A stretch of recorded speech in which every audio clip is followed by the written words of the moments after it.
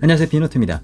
애플의 비전 프로는 지난 2월 2일 미국에서 첫 판매를 시작했습니다. 사전 예약만 20만 대에 달하고 출시된 날에는 애플 스토어 앞에 비전 프로 구매 줄이 늘어서는 등 품절 대란까지 빚으면서 메타버스 시장에 새로운 돌풍을 일으켰습니다.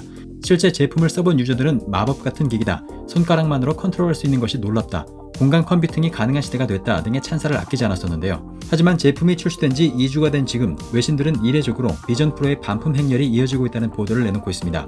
도대체 무슨 일이 벌어지고 있는 것인지 알아보겠습니다. 2월 14일과 15일 더버지와 비즈니스 인사이더 등 IT와 경제 관련 외신들은 애플 비전 프로의 반품 행렬이 시작됐다고 보도했습니다.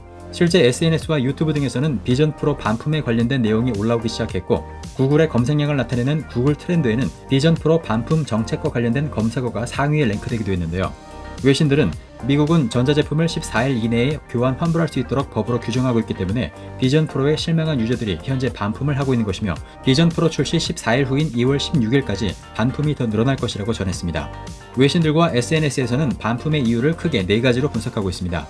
첫 번째 이유는 두통과 멀미입니다. 더 버즈의 제품 관리자인 파커 오톨라니는 비전 프로를 사용하고 눈의 혈관이 터지는 줄 알았다고 전했고, 테크 크리에이터 RJ는 지난 14일 10분만 사용해도 두통이 생겼다면서 반품을 할 수밖에 없었다고 설명하기도 했습니다. 두통과 멀미의 이유 중에 한 가지로 꼽히는 것이 지연 시간입니다. 비전 프로는 카메라를 통해서 현실 세계를 비춰주고 그 위에 가상현실을 입혀서 공간 컴퓨팅을 가능하게 하는데요. 애플은 실제 눈으로 보는 것을 디스플레이에 표시하는 데 걸리는 지연 시간을 12ms까지 줄이면서 실제 보는 것에 가까운 화면을 구현했지만, 이 미세한 시간차로 인한 불편함은 여전히 생긴다는 것입니다. 또한 헤드셋을 빠르게 움직였을 때 모션 블러가 나타나면서 잔상이 생긴 것 같은 화면을 보게 되고, 저조도 환경에서는 노이즈가 나타나는 것도 두통과 멀미를 유발한다는 것입니다. 두 번째 이유는 무게로 인한 착용감입니다.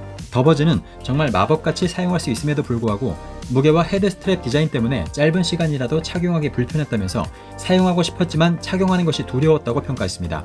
비전 프로는 600g이 넘는 무거운 무게를 가지고 있는데 무게 중심도 전면에 쏠려있기 때문에 오랜 시간 착용하는 것이 불가능하다고 전했습니다. 그에 따라 비전 프로를 착용하고 업무를 보거나 장시간 콘텐츠를 감상하기 어려워지면서 제대로 된 사용이 어렵다는 것이 반품의 이유라고 전했습니다.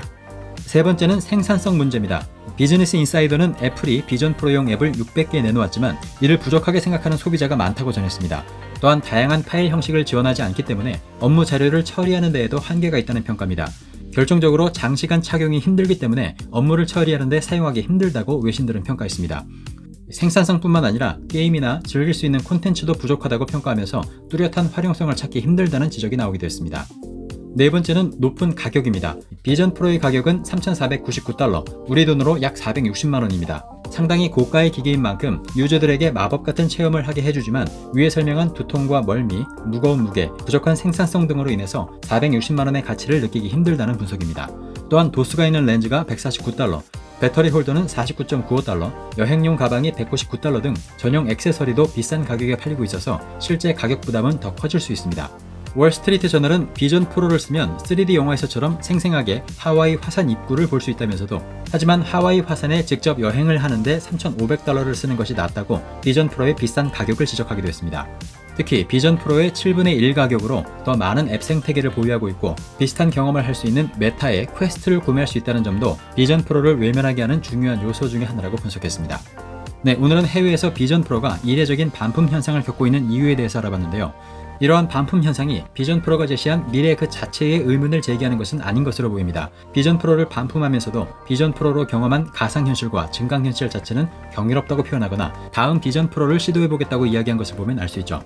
따라서 애플이 비전 프로 1세대의 단점을 개선하고 가격도 크게 낮춘다면 더 큰 메타버스 시장을 만들 수 있을지도 모르겠습니다. 이제 막 비전 프로 1세대가 판매되기 시작된 만큼 비전 프로에 대한 평가를 내리기에는 아직 이릅니다.